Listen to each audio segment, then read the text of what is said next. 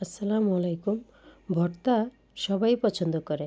তো আজকে আমি 4 ধরনের ভর্তা তৈরি করে দেখাবো, সাথে থাকবে ডাল। দেখেন আমি এখানে বেগুন পুড়ে নিচ্ছি। আমার বেগুনগুলা পোড়া হয়ে গেছে। এখন আমি এটা তুলে ফেলবো। আর সাইডে আমি আলু সিদ্ধ করে দিয়ে আলুটা পেস্ট করে নিয়েছি। দেখতে পাচ্ছেন আলু পেস্ট হয়ে গেছে আমার। এখানে আমি 5টা টমেটো সিদ্ধ দিয়ে দিলাম। টমেটো সিদ্ধ এক চুলায় টমেটো সিদ্ধ হবে, অন্য চুলায় আমি ডাল ভুনা করব। এখানে মসুর ডাল ভিজিয়ে রেখে দিয়েছিলাম। এখন আমি তেল দিয়ে দিলাম। তেল দিয়ে তাহলে পেঁয়াজ দিয়ে দিলাম। দিয়ে এখন নেড়েচেড়ে আমি একটু আদা রসুন বাটা দিয়ে দিলাম। হলুদের গুঁড়া, মরিচের গুঁড়া, ধনের গুঁড়া, জিরার গুঁড়া আমি সব কিছু ইউজ করলাম, কারণ আমার ডালটা ভুনা হবে তাই।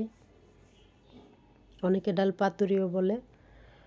তো আমি দিয়ে এগুলো নাড়াচাড়া করে তারপরে আমি ডালটা দিয়ে দিলাম। দেখতে পাচ্ছেন পরিমাণ মতো লবণ দিয়ে দিলাম। আর দিয়ে দিলাম এখানে 2টা টমেটো, কয়েকটা কাঁচামরিচ দিয়ে আমি এটা গরম পানি করে রেখেছিলাম। একটু নেড়েচেড়ে পরে গরম পানি দিয়ে দিলাম, কারণ এটা তো অবশ্যই আপনি গরম পানি ইউজ করবেন। ঠান্ডা পানি ইউজ করলে ডালটা অত ভালো লাগে না। এই দেখেন আমার ডালটা হয়ে গেছে।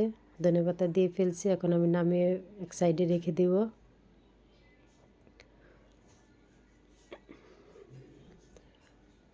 ডালটা হয়ে গেছে। এখন আমি যে টমেটোগুলো সিদ্ধ দিয়েছিলাম ওগুলো ছিলকাগুলো ফেলে দিব।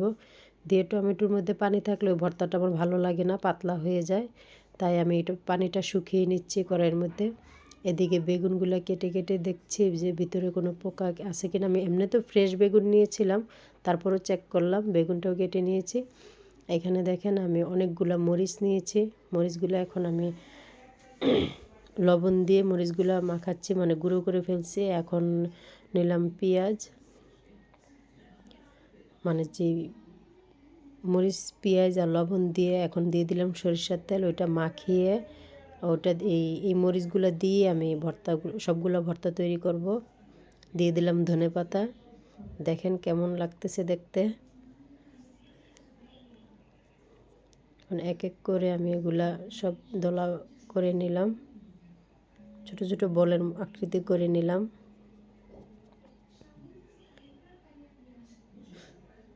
নিয়ে আমি এক সাইডে রেখে দিলাম।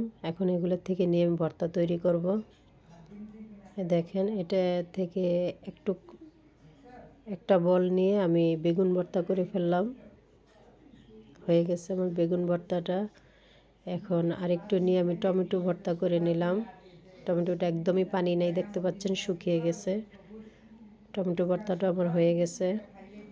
এখন আমি নিয়ে নিলাম আলু আর টমেটো, দুটো একসাথে করে একটা ভর্তা করলাম। আপনারা করে দেখবেন, অনেক মজার। আলু টমেটো একসাথে করে আর নিয়ে নিলাম এখন আলুর ভর্তাটা।